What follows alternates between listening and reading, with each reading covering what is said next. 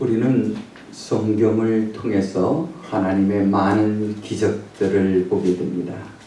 모세의 지팡이가 뱀으로 피어나는 기적, 또 홍해가 갈라지는 기적, 또 광야에서 만나를 내려주시는 그런 기적도 있죠. 그뿐만이 아니에요.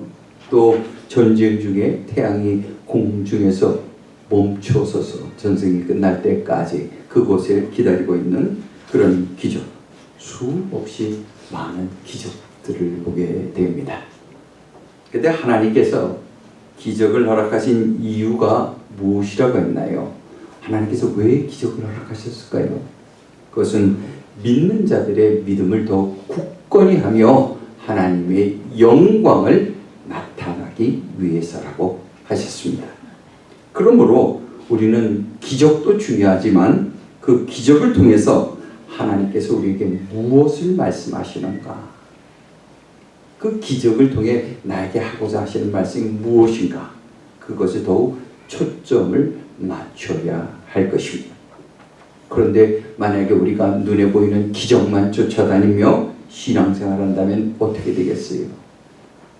눈에 보이고 손에 잡히는 그 기적만 쫓아다니면서 신앙생활하려 한다면 아마도 이리저리 방황하다가 결국 이단에 빠지거나 하나님을 멀리 떠나버리게 되고 말 것입니다.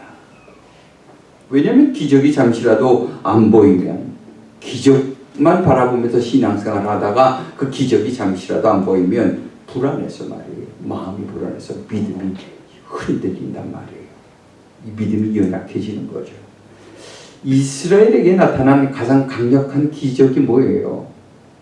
그것은 출애굽 사건을 통해서 나타난 많은 기적들입니다. 그들은요, 이스라엘 백성들은 홍해가 갈라지는 것을 그 현장에서 눈으로 직접 본 사람들이에요. 또 구름 기둥과 불 기둥으로 인도하시는 하나님을 매일매일 그들의 삶에서 체험했어요. 그렇다면 그렇게 놀라운 기적을 통한 그들이라면 어떤 고난 가운데서도 어떤 일들이 닥치더라도 하나님만 믿으며 살아가야 하는 것이 맞지요. 그렇게 놀라운 기적을 눈앞에서 체험했는데 당연한 것 아니겠습니까? 그런데 그들은 어땠나요? 그렇지 않았어요. 배고픔과 목마름이 찾아오니까 그들은 하나님을 원망하며 다시 죄악의 성인 애굽으로 돌아가자, 이렇게 이야기를 했어요. 그러니까 그들은 기적의 핵심을 보지 못하고 눈에 보이고 손에 잡히는 것만 추구했기 때문에 결정적인 순간에는 하나님을 떠나려 했던 거죠. 그러므로 우리는 기적을 따라가는 자들이 아니라 기적에 숨겨진 하나님의 뜻을 찾는 자들이 되기를 간절히 원합니다. 아멘. 오늘 말씀은 여러분 모두가 잘 아시는 오병이어의 기적이에요. 이 사건은 예수님께서 12제자를 부르시고 두식 짝을 지어 그들에게 귀신을 제어할 권세를 주신 후에 가서 복음을 전하라, 이렇게 말씀하셨죠. 그래서 그들이 다 떠나가요. 두식 짝을 지어 복음을 전하러 나갑니다. 12제자는 주님의 말씀대로 곳곳으로 흩어져서 많은 병자들을 고치기도 했고요, 기적과 이적을 보여주기도 했어요. 그리고 그들에게 복음을 전했습니다. 그래서 이때 사람들이 이를 보고 놀라서, 야, 저들이 도대체 누구인 게 저렇게 놀라운 일들을 벌이는가, 어떻게 저런 기적들을 나타내는가 하면서 수많은 무리들이 예수님을 찾아오기 시작했어요. 그러던 어느 날 예수님께서 이제 갈릴리 지역에서 복음을 전할 때 수많은 사람들이 그 예수님을, 기적을 일으키신 예수님, 기적의 예수님을 찾아서 그곳으로 모여들었습니다. 성경을 보니까 남자만 5,000명이라고 했어요. 남자만, 그 당시 이제 그 이스라엘의 문화적인 습성에 따라서 남자만 세면 습성에 따라서 5,000명이라 했어요. 그럼 실질적으로 여자와 아이들까지 세면요, 적어도 15,000명에서 2만 명은 가까이 된다는 거죠. 근데 그들이 이렇게 많이 모인 이유가 뭐예요? 왜 이렇게 많이 모였나요? 그것은 바로 기적 때문이에요. 기적 보고 몰려드는 거예요. 그리고 또 기적을 보러 체험하러 온 겁니다. 예수님과 그의 제자들이 불치의 병자들을 다 고치는 것을 보고 귀신을 쫓아내는 걸 보고 몰려드는 거예요. 그들은 모여서 하나님의 기적을 보기 원했습니다. 그래서 그의 가족들이, 자신의 가족들이 나음을 받기 원했고요. 또 자신들의 문제가 해결되기를 원했던 겁니다. 물론 그들 중에 어떤 사람은 호기심으로 온 사람도 있어요. 기적을 일으켰다니까 그거 한번 구경 좀 해보자. 그래서 호기심으로 온 사람도 있고요. 또 어떤 사람은 시비를 걸러온 종교인도 있었어요. 어쨌든 구름대와 같이 많은 사람들이 기적을 보러 몰려든 것이지요. 그런데 주님은 그들을 보면서 제자들에게 제일 먼저 하신 말씀이 무엇인가요? 5절의 말씀 함께 읽습니다. 시작. 예수께서 눈을 들어 큰 무리가 자기에게로 오는 것을 보시고 빌립에게 이르시되 우리가 어디서 떡을 사서 이 사람들을 먹이겠느냐 하시니, 한마디로 저들에게 먹을 것을 주라는 거예요.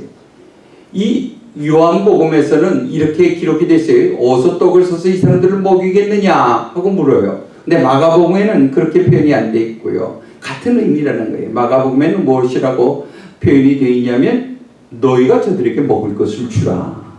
그렇게 기록을 하고 있지요. 먹을 것을 주라.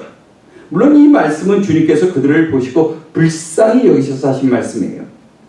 그러나 현실적으로 보면 그 많은 사람들의 먹을 것을 어디에서 구할 수가 있나요? 벼랑간. 차라리 그들 보고 각자 흩어져서 그 식사 문제를, 먹을 것을 해결하고 다시 돌아오라 하는 게 현실적이지 않나요? 근데 주님은 그렇게 안 하셨어요.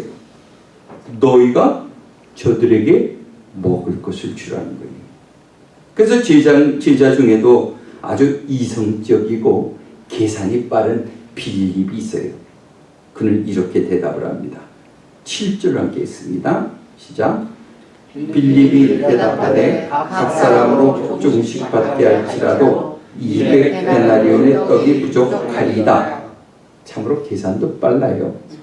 딱 벌써 2만 명 정도 되니까 떡을 조금씩만 일단 시작기만 가리게 좀 나눠준다 할지라도 계산해본 거예요. 계산기도 없는데 참 빠르게도 계산해요. 그래서 200데나리온 정도의 떡이 필요합니다. 이게 200데나리온이요. 굉장히 많은 돈이에요. 이게 적은 돈이 아니에요.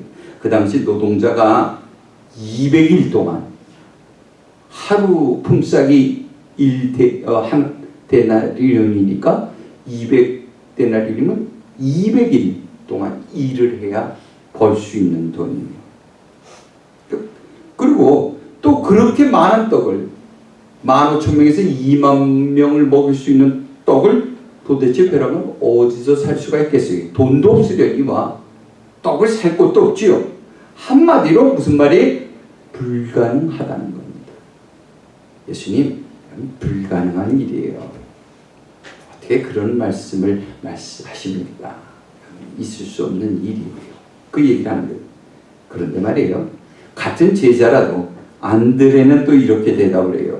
9절의 말씀 함께 있습니다. 시작.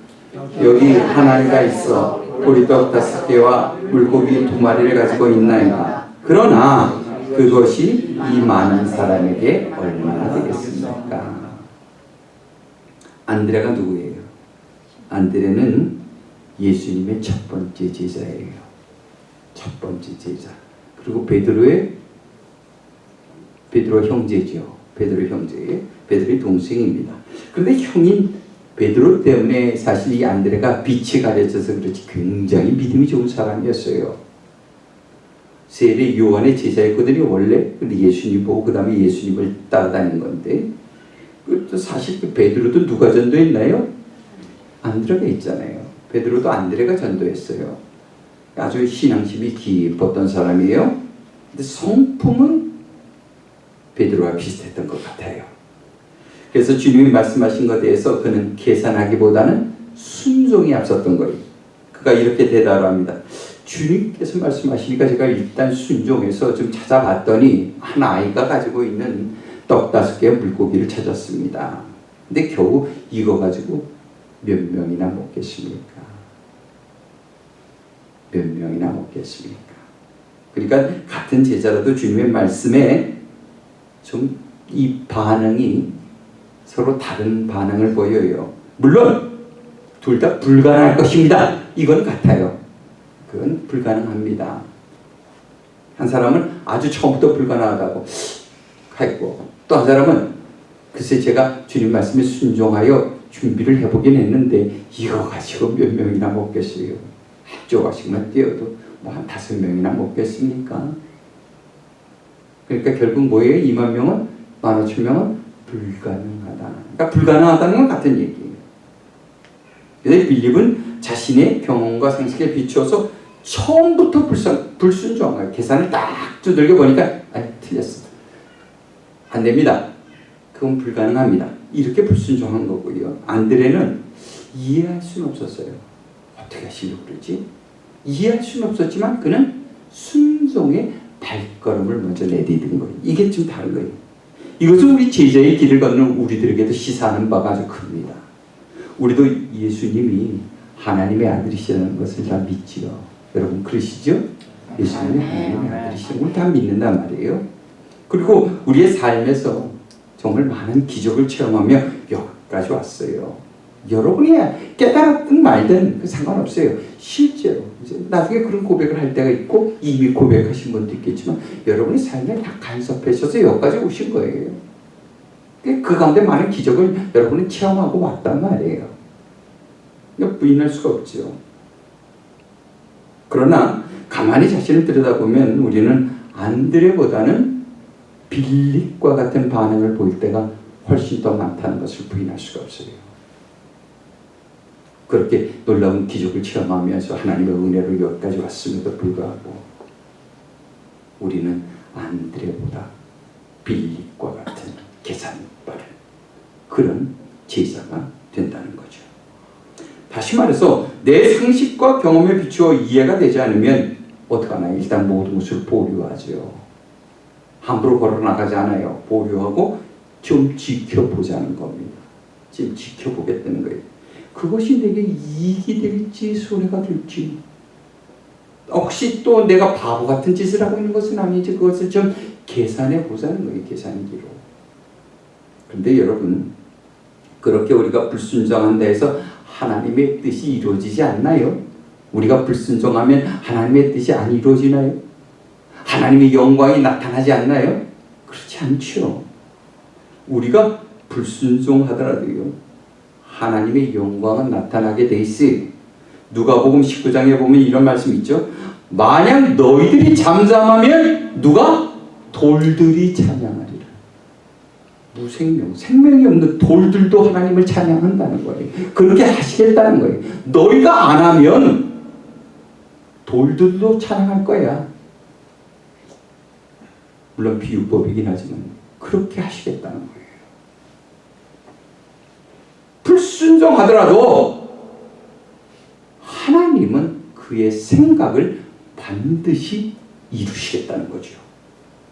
그래서 오병이어의 기적은요. 빌립에게 먼저 기회가 왔잖아요. 예수님이 먼저 빌립에게 물어보시잖아요. 어떻게 할래?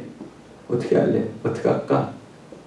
기회잖아요. 근데 빌립은 거부했어요. 불순종했어요.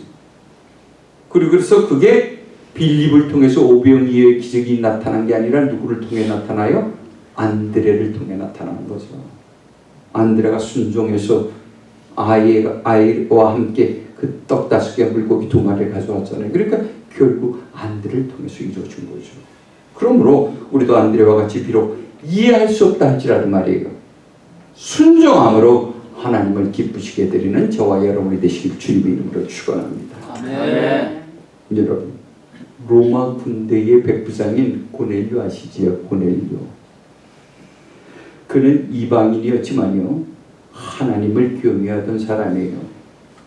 그러니까 하나님을 믿는 유대인과는 달라요. 이방인이었으니까. 그러니까 하나님을 안 믿어야 되는 게 원칙이에요. 더구나 로마 군대의 백부장이니까 얼마나 높은 장교예요. 근데 그가 하나님을 경외했다는 거예요. 그래서 매일 기도하는 일을 소홀히 하지 않았어요. 그리고 구제하는 일에도 아주 열심을 다했다고 했어요.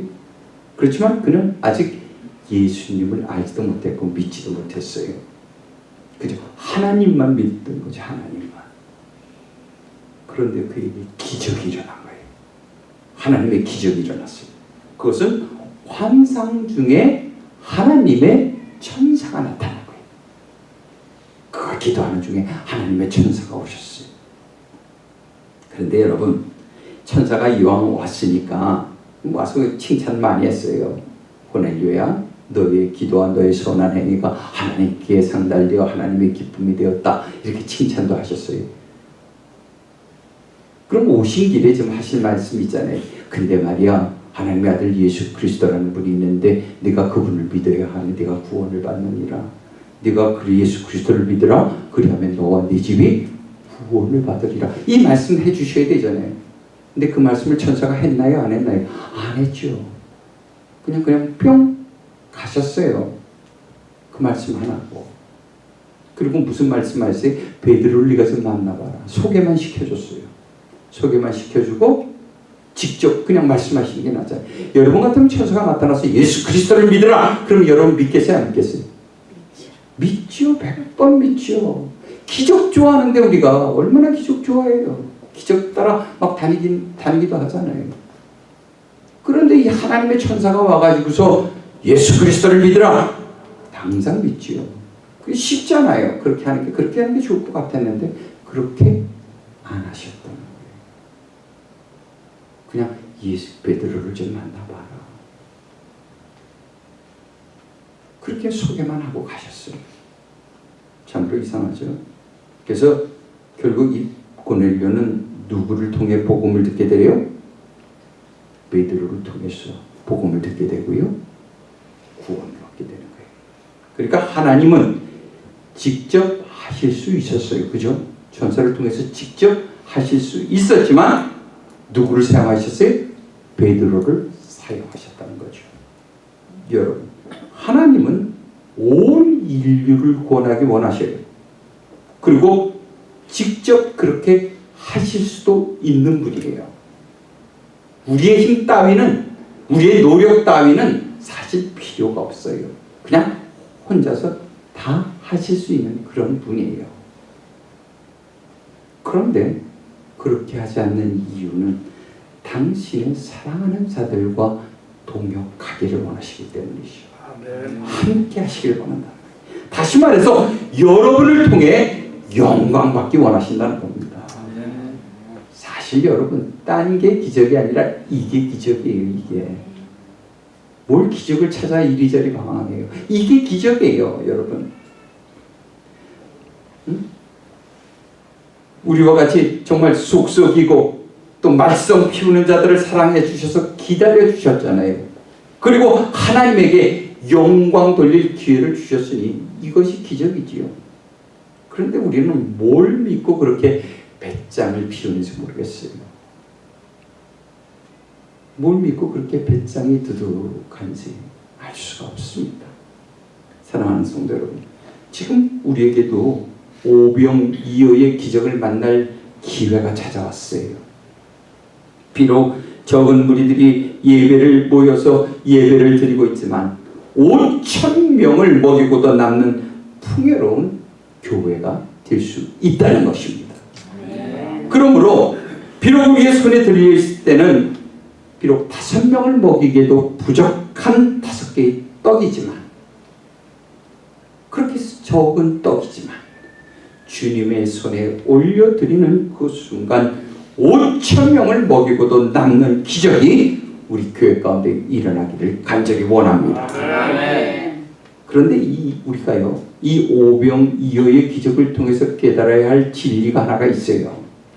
그것은 오병이어의 기적은 먹고 마시는 것에 있는 것이 아니라는 거예요. 그러니까 단순히 5,000명을 배불리기 위해서 일어난 기적이 아니라는 말이죠.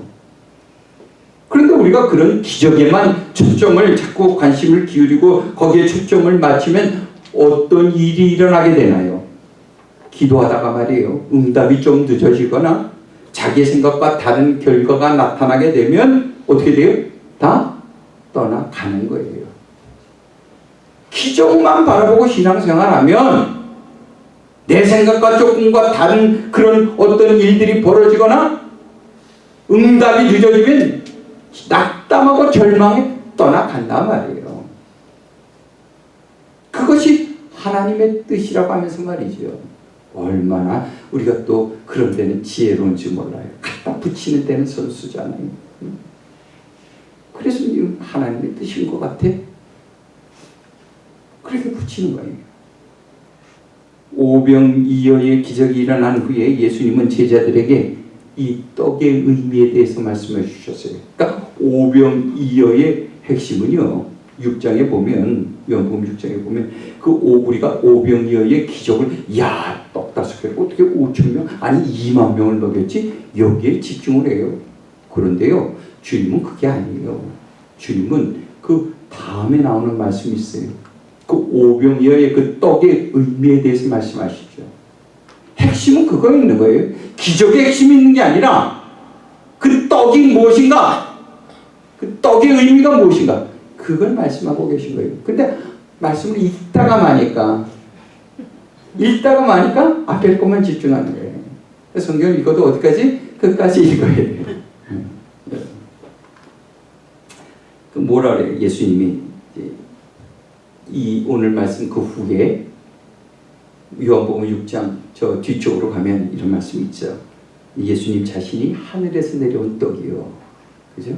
내가 생명의 떡이라, 이런 말씀이죠. 결국은 이 말씀 때문에 오병이어의 기적이 일어난 거예요. 네. 이 말씀을 가르쳐주기 위해서 말이죠.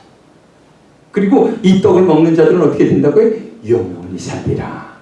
이 말씀이 핵심이에요. 이 말씀을 제자들 중에 모두가 그 의미를 이해한 것은 아니에요. 제자들이 많이 있었거든요. 나중에 예수님이 이 이야기를 해요. 떡에 대해서 이야기를 하니까 그들 중에 많은 사람들은 잘 못 알아들어요. 대다수가, 아니 일부가 아니라 대다수가 못 알아들어요. 그게 무슨 말인가. 왜냐하면 그들 중에 많은 사람들이 병자를 고치고 귀신을 쫓아내며 하나님의 복을 받는 거에만 관심이 있었기 때문이에요. 나는 그거 보고 싶어서 왔는데 그건 안 보여주시고 정말 딴 얘기를 하시니까 이게 무슨 말씀인가. 한마디로 그들은 제자인데도 불구하고 눈에 보이는 기적에만 초점을 맞췄다는 거예요. 더구나 주님께서 내가 줄 떡은 세상의 생명을 위한 내 살이니라. 생명을 위한 내 살이니라. 이런 말씀을 하셨거든요. 그러니까 이게 무슨 말인가? 이게 무슨 말이야? 응? 예수님이 떡이라고 그랬다가 또 내 살을 먹어라, 내 피를 마시라. 이게 무슨 말이에요? 그러니까 식인종도 아니고 어떻게 예수님의 살을 먹고 떡을 마신단 말일까? 이해가 안 되는 거예요. 혼란에 빠지는 거예요. 그런 말씀을 듣고. 그래서 66절의 말씀을 보면요, 이런 말씀이 있어요. 그의 제자 중에서 많은 사람이 떠나갔다. 기적을 바라보고 모여든 수많은 제자들이 기적은 안 보여주고 말씀을 이해할 수 없으니까 어떻게 돼요? 떠나갔다는 거예요. 방문객들이 아니었어요. 제자들이라고 기록되어 있습니다. 제자들이 떠나갔다. 다시는 예수님과 함께 하지 아니하더라. 이렇게 기록하고 있죠. 이렇게 하나님의 기적을 눈으로 보이는 것만에만 초점을 맞추는 사람은 자기가 원하는 대로 이루어지지 않으면, 내가 원하는 대로 이루어지지 않으면, 그리고 또 이해할 수 없는 일이 생기면 모래 위에 지은 집같이 그 믿음이 쉽게 무너지고 마는 거예요. 이건 우리가 잘 간직해. 내 믿음이 좀 있다 생각하십니까? 글쎄요. 다 이분들도 제자라고 그랬어요. 근데 결정적인 순간에 내 뜻과 다르니까 떠나가잖아요. 나는 기적을 보러 왔는데 잠깐 딴 말씀하시니까 떠나가잖아요. 주님도 12 제자들에게도 물어보시죠. 다 떠나가니까 12제자가 남아있어요. 너희들도 떠나려느냐? 이렇게 물으셔요. 그 중에 베드로 아시죠? 베드로가 대답을 해요. 주여, 영생의 말씀이 깨어 있사오니 우리가 누구에게로 가보리까? 할렐루야. 할렐루야. 역시 베드로는 우리를 실망시키잖아요. 결정적인 순간에 우리에게 베드로는 놀라운 감동을 줘요. 그의 불같은 성품이 비록 위태위태하긴 하지만 말이에요, 결정적인 순간에 그는 온전한 헌신 그리고 순종이 그에게 있음을 우리는 보게 된다는 거죠. 사랑하는 성도 여러분, 오병이어의 핵심은 떡 5개로 5,000명을 먹이는 기적에 있는 것이 아니라 하나님의 말씀으로 5,000명의 생명을 영원히 살리는 것에 있는 줄 믿으시기 바랍니다. 아멘. 그런데 우리가 기적에만 관심을 자꾸 갖게 되면 어떻게 되겠나요? 다시 말해서 영생의 떡이 아니라 육신의 떡에만 관심을 갖고 이리저리 방황하고 다닌다면 어떤 결과가 일어나겠냐는 거예요. 여러분, 신앙은요 감정으로 하는 게 아니에요. 병을 고치고 예언하고 하는 것이 전부가 아니라는 말이에요. 우리가 사는 이 시대의 예언은요 이미 성경에, 여러분이 가지고 있는 그 성경에 다 기록이 되어 있어요. 그런데 성경 읽을 생각은 안 하고 왜 자꾸 남의 말에만 귀를 기울여요? 그렇게 자기의 믿음에 자신이 없으십니까? 왜 예수 믿기 전에 점장이 찾아다녔던 일들을 예수 믿고 나서도 여전히 그런 일들을 행하냐는 거예요.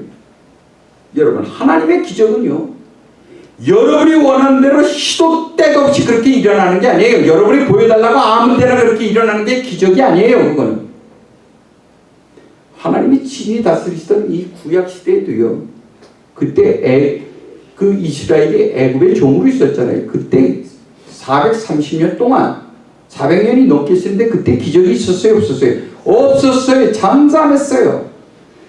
400년이 넘는 세월 동안 이스라엘 민족에는 아무 기적도 없었어요. 예언도 없었어요. 그런 시대가 있었단 말이에요. 또 그것뿐만이 아니에요. 예수님이 오시기 전 그 바로 400년 동안 말라기에서 기록이 되어 있죠. 그 400년 동안에 흑암의 새 시대라고 했어요. 그때가 예수님이 오시기 바로 전에 400년 동안은 아주 깊은 흑암의 시대였어요.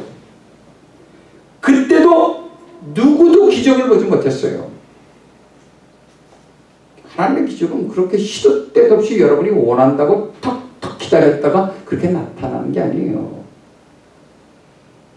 물론 그렇다고 해서 오늘날 기적이 없어졌다는 이야기는 아니에요.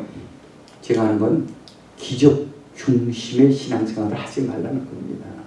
위험하다는 거예요. 오늘날 이단에 빠져있는 분들은 대부분 신비주의적인 신앙을 추구하는 사람들이에요. 그런 거 잠깐만 눈으로 보길 원하니까 그런데 쫓아가다 보니까 분별력은 떨어지고 어떡하겠어요. 그러다 보면 잘못 발을 디딜 때가 있는 거예요. 그들이 이단인 줄 알고 가나요? 이단인 줄 모르고 가는 거예요. 다 물어보세요. 신천지에 계신 분들한테 물어보세요. 이단이라 그러면 난리가 나죠.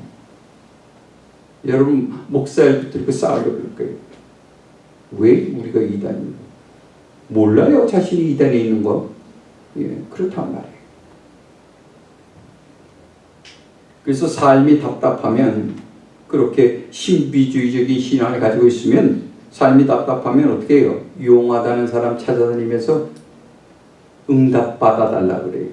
여러분, 기도 응답은요 여러분이 받는 거예요. 기도 응답은요 하나님이 여러분에게 직접 주신다니까요. 왜 남들 보고 받아달라고 그래요? 대신 하나님은 그렇게 안 하셔요. 필요하면 여러분에게 직접 주십니다. 아멘. 못 받는 건 여러분이 간절히 구원하지 않았고 기다리지 않았고 그래서 못 받는 것 뿐이에요. 간절함이 없으니까. 남에게 그렇게 응답 받아달라고 하지 마세요. 여러분, 하나님의 기적은 병 고치고 복 받는 게 아니라 나 같은 죄인이 예수 믿고 구원받는 것인 줄로 믿습니다. 아멘. 그보다 더 놀라운 기적이 없어요. 아멘. 그러므로 우리가 하나님의 기적을 올바르게 이해했다면 믿지 않는 자들에게 영생의 이 복음을 전해야 하는 거예요. 여러분, 그들에게 가서 당신이 이 길로 계속해서 나가면 이제 사망의 골짜기로 떨어진다. 그러니 이제 더 이상 앞으로는 그만 나가라고, 이제 멈춰달라고 간절히 그들을 붙들고 매달리는 거예요. 안 돼요. 더 이상 가면 사람들이 성수대교 끊어진지 모르고 앞으로 계속 갔잖아요. 그러면 그 앞에서 서서 멈춰있던 사람들이 안 돼요. 더 이상 나가면 다리가 끊어져 있어요. 위험해요. 막아섰어야죠. 아, 나 안 떨어졌다. 다행이다. 그걸 만족하실 건가요? 나는 예수 믿고 구원받았으니 됐어. 이것으로 끝이야. 저 사람이야. 떨어지든지 말든지 어떡하겠어. 나 하나 지키기도 바쁜데. 이기주의적인 거야. 지극히 이기주의적인 신앙이죠. 나는 예수 믿고 구원받았으니 됐다. 얼마나 이기주의적인 신앙이. 그러므로 여러분, 우리는 떡 5개로 5,000명을 먹인, 배불리 먹인 그 기적에 관심을 갖는 것보다 생명의 떡이 되시는 예수 그리스도를 전함으로 5,000명의 생명을 구하는 일에, 배불리 먹이는 것이 아니라 5,000명의 생명을 구하는 일에 더욱 집중하여 하나님을 기쁘시게 드리는 저와 여러분이 되시기를 주님의 이름으로 축원합니다. 축원합니다. 기도하시겠습니다. 영생의 소망이 되시는 주님, 우리는 주님의 뜻을 찾기보다 내 뜻을 찾기 원했고 순종보다는 손익을 계산하기에 바빴던 자들입니다. 우리를 불쌍히 여겨주셔서 어떤 상황에서도 순종함으로 하나님의 기쁨이 되게 하여 주시옵소서. 눈에 보이는 기적보다 그 기적을 통해 이루기 원하시는 하나님의 음성에 귀를 기울이는 자들 되게 하옵소서. 감사드리며 예수님의 이름으로 기도하옵나이다. 아멘.